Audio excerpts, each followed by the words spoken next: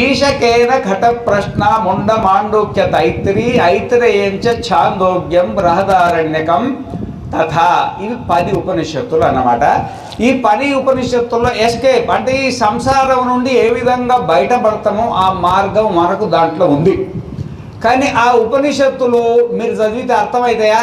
అసలు ఉపనిషత్తే తెలియకపోయే, అది చదవడం ఏంది, అర్థం కావడం ఏంది చాలా కష్టం అన్నమాట. ఇదో ఇట్లాంటి మహానుభావులు స్టేజ్ మీద కూర్చున్నారు కూడా. వాళ్ళు బ్రహ్మచర్యాద్ గృహాద్ వన అద్వ యదహరైవ విరజేత్ తదహరైవ ప్రవ్రజేత్.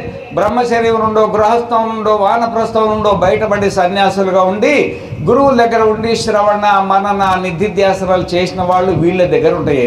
ఏంటివి?